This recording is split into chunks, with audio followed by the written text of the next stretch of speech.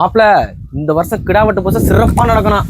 போன வருஷம் மாதிரி இல்ல, இந்த வருஷம் 1000 பேர் கண்டதானா. மாப்பிள பூசைக்கு வர்ற ஆளெல்லாம் வழி தெரியாம போயிடக்கூடாது. அதனால நீ என்ன பண்ற, கோயில் இந்த பக்கம் தான் இருக்குன்னு சொல்லி அம்புகுறி போட்டு 2 ஃபிளெக்ஸ் அடிக்கிற. முக்கியமா மெயின் ரோட்ல லெஃப்ட் சைடு ஒன்று, ரைட் சைடு ஒன்று அவசியம் ஃபிளெக்ஸ் வைக்கணும் மாப்பிள. சரி வை மாப்பிள, அப்புறம் கூப்பிடுறேன். என்னண்ணே ஒரே பிளக்ஸ்ன்னு பேசிக்கிற, என்ன விசேஷம்? அட என்ன பாப்பா இப்படி கேக்குற, ஆடி மாசம் வந்தாலே விசேஷம் தானே. நம்ம காட்டுக்குள்ள கருப்பர் கோயில் இருக்குல்ல, அங்கேதான் வருஷம் கிடா வெட்டி 1000 பேருக்கு அன்னதானம் போட்டுக்கிட்டு இருக்கான். அதை பத்தி தான் பாப்பா பேசிக்கிட்டு இருக்கேன். அது சரிண்ணே, அதுக்கு ஏன் ரோட்ல பிளக்ஸ் வைக்க சொல்ற? பாப்பா நம்ம கோயிலு காட்டுக்குள்ள இருக்கு, கோயிலுக்கு வர்ற ஆளெல்லாம் வழி தெரியாம போயிடக்கூடாது. அதுக்குதான் பிளக்ஸ் ஒன்று வச்சிட்டோம்னா அதை பார்த்து கோயிலுக்கு வந்துருவாங்கல்ல. அது சரிண்ணே, எனக்காக ஒரு 4 பிளக்ஸ் மட்டும் வைக்க முடியுமா?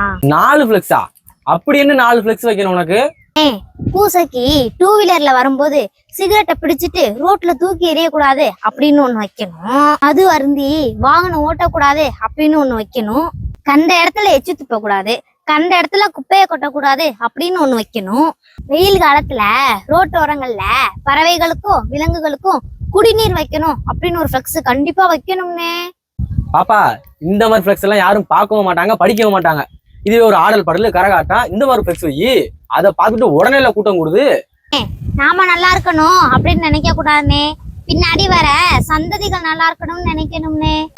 ஆடி காத்து பயங்கரமா அடிக்குது, ரோட்ல போறவங்க சிகரெட்டை பிடிச்சிட்டு தூக்கி எறிஞ்சிடுறாங்க. அது காத்துல பறந்து காட்டுலயும் வீட்லயும் தீப்பத்தி எரியுது. மனுஷன் நமக்கு தானே பாதிப்பு ஏற்படுத்தும். அதுக்கு தானே முக்கியமா ஃபிளெக்ஸ் வைக்க சொன்னேன். பாப்பா நீ சொல்ற மாதிரி எல்லாம் ஃபிளெக்ஸ் வைக்க சொன்னா இளைஞர்கள் எல்லாம் சோம்பேறி படுவாங்க. அண்ணே எல்லா விஷயத்திலயும் சோம்பேறி பட்டா நோய் நொடி இல்லாம சுகமா வாழ முடியாதுனே.